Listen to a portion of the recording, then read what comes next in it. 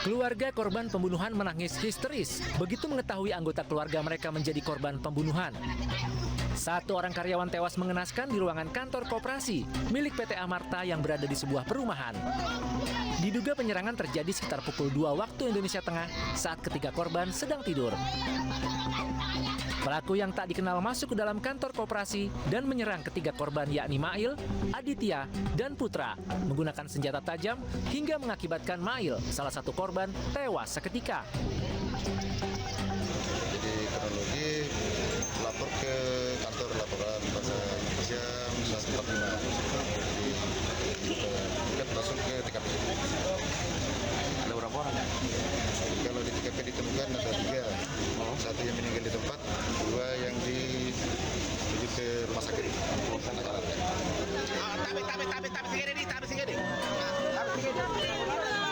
Korban tewas dibawa ke Rumah Sakit Bayangkara Makassar untuk diotopsi. Sementara 2 korban kritis lainnya masih dirawat di rumah sakit. Polisi menyita sejumlah barang bukti seperti HP, dompet, dan tas berisi berkas pinjaman. Motif dan pelaku penyerangan terhadap 3 karyawan di kantor koperasi ini masih dalam penyelidikan polisi.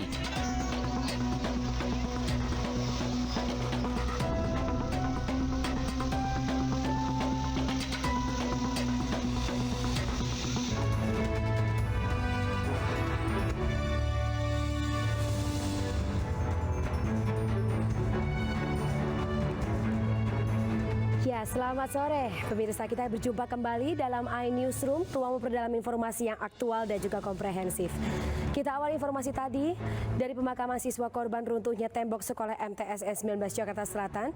Bersama saya, Fani Imaniar, Anda menyaksikan iNewsroom selengkapnya.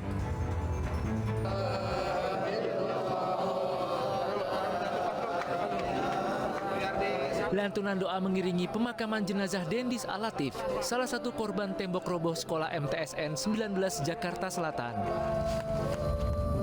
Keluarga, kerabat, kawan mengantar jenazah orang yang mereka cintai ke tempat peristirahatan terakhir di tempat pemakaman umum Kampung Kandang Jagakarsa, Jakarta Selatan. Isak tangis orang tua korban tak terbendung saat melihat jenazah Dendis dimasukkan ke liang lahat. Semasa hidup, Dendis dikenal rajin beribadah dan hobi bermain bola futsal. Paling rajin gitu loh, sholat juga rajin. Cuman yang namanya musibah kayak gini kan, ya kita juga harus ikhlas, ya kan. Kita nggak bisa menyalahkan dari pihak mana, ya kan. Cuman ya berangkatnya pagi sehat, tapi dikabarinnya pulang sekolah udah nggak ada. Itu yang bikin kita masih sedih. Pihak keluarga Dendis mengaku ikhlas atas kepergian anaknya dan tidak akan menuntut ke jalur hukum.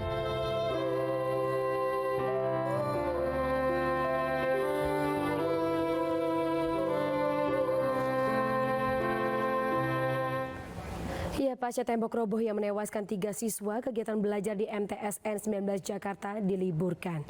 Menteri Agama Yakut Khalil Qomas meminta jajarannya untuk memperbaiki seluruh bangunan madrasah yang sudah tidak layak.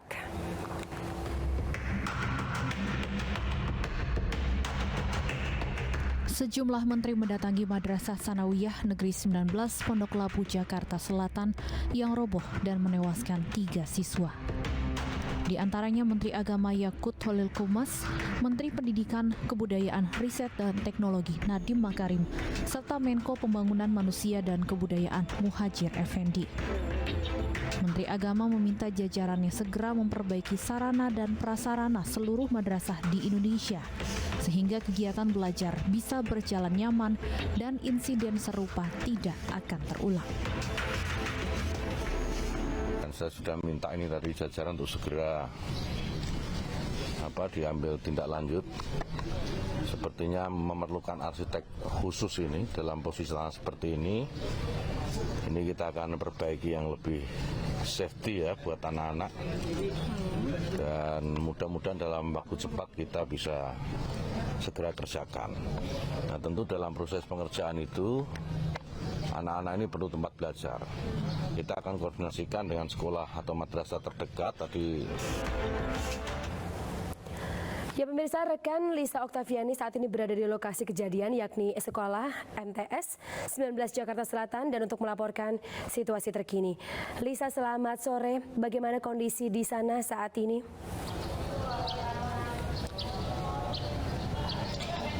Selamat sore Fani dan juga pemirsa. Usai banjir menerjang dan merobohkan tembok di MTSN 19 Pondok Labu Jakarta Selatan pada sore hari kemarin hingga menewaskan 3 siswa dan juga 3 lainnya mengalami luka-luka. Dari pagi tadi pihak PPSU Pondok Labu dan juga pihak dari rumah sekolah sudah bersih-bersih dan juga membersihkan sisa-sisa runtuhan dari akibat banjir kemarin, Fani. Dan sementara itu untuk kegiatan belajar mengajar hari ini ditiadakan, Fani, dikarenakan kondisi kelas yang rusak usai banjir kemarin. Rencananya proses belajar mengajar akan dipindahkan ke Madrasah Al-Aliyah Negeri 11 Jakarta, tak jauh dari MTSN 19 dan masih 1 kecamatan dari lokasi kejadian ini. Dan pagi hari tadi Yaqut Khalid selaku Menteri Agama dan juga Menko PMK Muhadjir Effendi juga telah menyambangi TKP kejadian lokasi banjir kemarin. Dan dari pihak Kementerian Agama juga mengatakan akan memberikan santunan kepada keluarga korban yang meninggal kemarin, Fani. Dan tak hanya itu, Menko PMK juga menyambangi rumah keluarga korban untuk melayat dan memerintahkan salah satu staf jajarannya untuk mendata para keluarga korban agar mendapatkan bantuan sosial dari pemerintah.